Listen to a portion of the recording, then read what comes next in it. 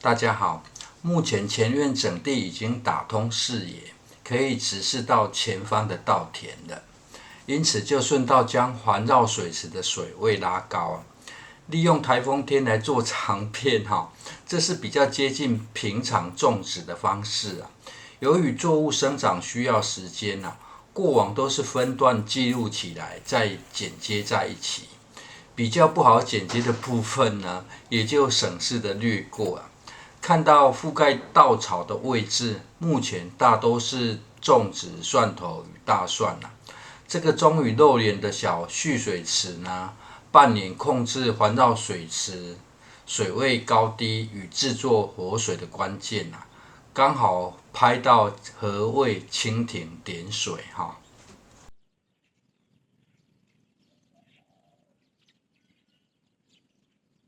接着，这是原本被杂草淹没的幸存槟榔心芋头。这两组菜床为了省事清除草籽呢，会进行整并要种植在地上爬行的作物会更为方便。上方的芋头得挖起重新种植，农历过年时提供给大家享用跟伴手礼而上方的这蓄水槽呢，则是利用虹吸现象取水，提供给附近的作物使用。一旁这两槽则是上一个台风空心菜当预备菜的位置采用水耕的方式，所以有特别挖深省事的方式就是让挖起的芋头进驻。前方这右侧则是清除杂草的堆草槽，此区块杂草已经收拾尽完毕就让它功成身退目色很好又好学的隔壁小黑呢，则已经先在一旁等待了，准备学习种菜不过在此之前，得先到后院将不辣辣椒与结球莴苣进行浇水幼苗要进行移植前，让土壤吸饱水呢。幼苗挖起时容易带土移植除了好种植之外，存活率也会更高以上是今天的种植事前规划。接下来进入实际操作的环节，在进行整并菜床前，先将芋头都挖起这样方便清理地表上的草籽而这些芋头有的已经是中大型芋头，再次移植重新种植，有调整水分的功能这几天挖靠近水池旁的芋头呢，发现被杂草掩盖放养后，还是可以很松软挖起重种呢，可以过年时食用之外，也很像是乡下有的人会不喜欢快速熟成的鸡而去买贩售的成鸡回来，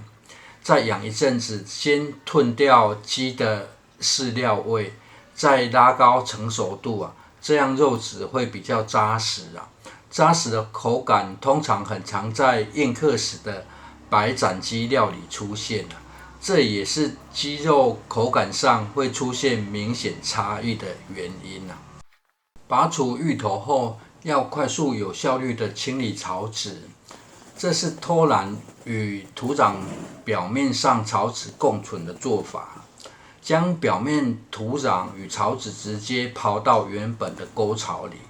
很另类的草生栽培法先跳脱思考框架，颠覆原本惯用做法，不进行清理这混合土壤的草籽反而希望这条沟槽可以长出很多草，杂草长越多呢，表示草籽清理得越干净集中将草籽收治在沟槽里，算是必要之恶在长草后呢，需要除草的主要范围就浓缩到这一条沟槽，需要除草的范围大大减少，应该有缩小成1/10左右的工作量这在草还没有长高大之前，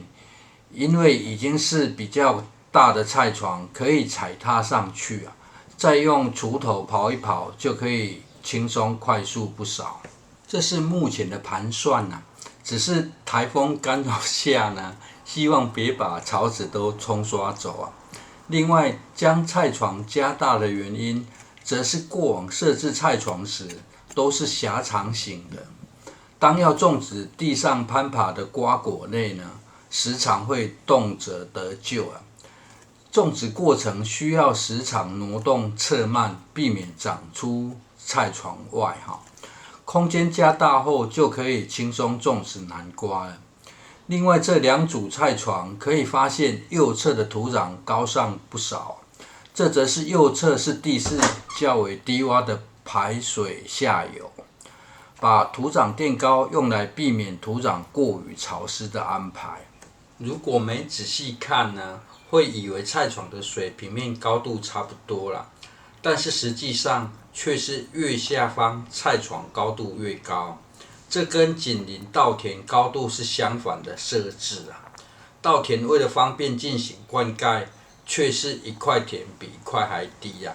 越后方的稻田湿度也就越高啊。而方便轮流灌溉，水利系统安排的时间也是由上而下，这也是过往得半夜去帮忙灌溉的原因啊。整地后，隔壁婶婶送来南瓜苗。直说这沟槽的位置，土壤看起来好好，感觉非常疏松啊。有种植经验的人呢，都很喜欢看土壤状况，而不会只着重于作物的生长。学习种菜，影片通常是看到生长好的一面，但是对于其环境设置，却是相当重要的一环。同样的种植方法，生长差异却很大，很可能就是背景值差异太大造成啊。这样解释的话呢，自我安慰算很受用啊，比较不会灰心哈。就像这沟槽里的土壤看起来很疏松啊，殊不知这是日后会先长一堆草的位置啊。若是知道会是长一堆草的区域呢，应该看法就会批变了吧。接下来继续刨除种植在凹槽里的空心菜啊，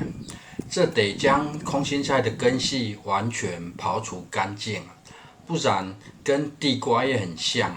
从地底长出来就会不好清除啊。可能是采用水耕的方式啊，内部的土壤虽然比较少，但是蚯蚓的数量却非常多，土壤也感觉相对疏松啊。原先挖深进行水耕安排时，有预留后路了。此处休耕后是要当作堆草槽使用。现在除了变成收纳杂草与草籽的用途呢，内部更是要直接种植芋头，省掉再挖深的劳动。这样事前的规划呢，可以让种植过程更有效率啊。环环相扣的方式真的不好从单一作物种植呈现出来，而清除这种时常踩踏走到位置上的矮小杂草难度呢，要用割除的方式远比高大的作物麻烦除了数量多，土壤也硬用锄头刨除时虽然比较快，但是一起刨起的土壤有收纳的空间就很重要把它摆放到种植高大作物的凹槽里呢，日后长出再进行清理，会方便许多不少高大作物通常有种植间距也就方便除草，这也是芋头种植在此的决定原因若是种植叶菜类呢，很快两者就会比拼生长速度叶菜类生长的速度很难跟杂草抗衡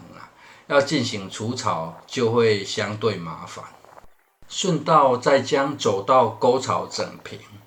多出的土壤一样回补到凹槽里。使用锄头挖掘排水道时，有两个重要技巧第一是要从地势高的位置往地势低的方向刨